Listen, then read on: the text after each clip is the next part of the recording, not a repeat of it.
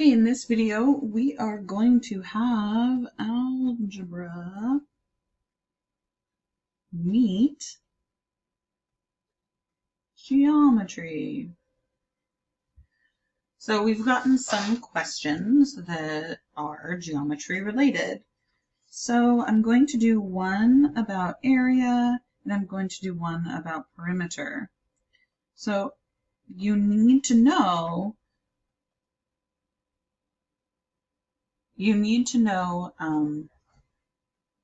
the formulas. Sorry. Area equals length times width. Perimeter is 2 length plus 2 width.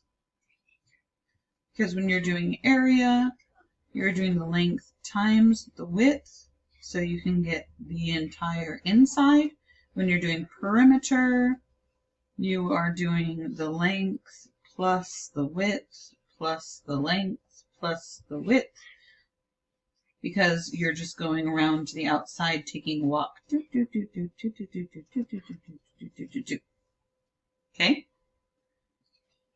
So, if I get a problem that says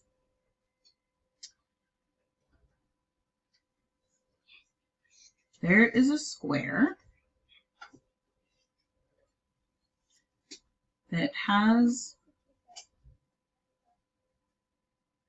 one side of 5y inches. What is the perimeter of the square?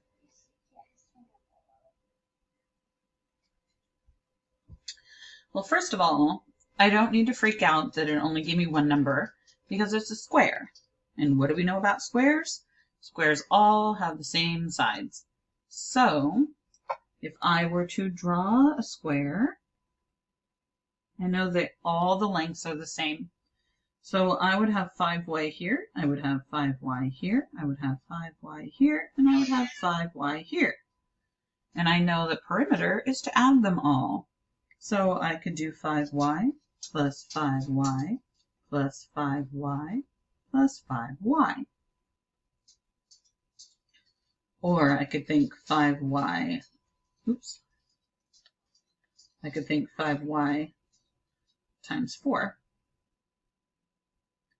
So I would end up 5, 10, 15, 20 with 20y.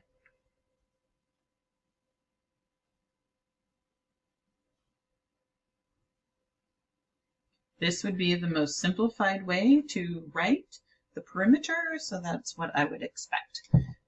I would not expect the 5y plus 5y plus 5y. So because these are all the same coefficients with the same variable, we can add them up. So we'd have 20y would be our answer. Inches, pardon me. So 20y inches. Make sure you have your label. So now, what if I have an area question? Like we've had in homework or the quiz, I can't remember. But let's say that they give me a length of a rectangle is 8 inches. The area of the rectangle is 32x plus 40. Write an expression for the width. Now, we need to know that area equals length times width. I can fill as much in as possible, so I know the area. So this is the area equals the length, which we know is 8, times the width. So all I'm missing is that width. If I was to use different numbers, let's say simpler numbers, if I had 8 equals 4w, Well, you just ask yourself what times 4 equals 8.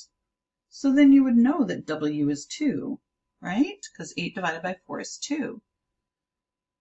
Well, if we know that I could do 8 divided by 4 to get W, then can't I do the same up here? So couldn't I do the 32x plus 40 and divide all of that by 8, which would be just factoring. So all we're doing is factoring out that length. So we're going to factor this out. I'm going to pull that 8 out of these to find the width, because I know then afterward, if I multiply the width by this 4, I'm going to get this area right here, which would be 8 in this case over here. So 32 divided by 8, so if I'm pulling that 8 inches out, that length right there, 32 divided by 8 is 4x plus 40 divided by 8 would be 5. So this is my length, this is my width. So you need to make sure then to answer it correctly if you were to get a problem like this. It may help to draw the picture of the rectangle. If this is 8 inches and the width is we don't know, and we know the area is 32x plus 40. So area equals length times width. So I have 32x plus 40 equals 8 times W. I know whatever I multiply this 8 by has to get me this. So what times 8 will get me to 32? Well, 4. 4x. If I multiply 8 by 4x, I will get 32x. Plus, well, what times 8 would get me 40? Well, 5. So this is my width. We got it the same way up here with using the factoring. So that's another way to think of it. So now we know that the width is 4x plus 5. Okay? So your answer would be this right here. W equals 4x plus 5, oh, pardon me, inches. Got a label. So 4x plus 5 inches.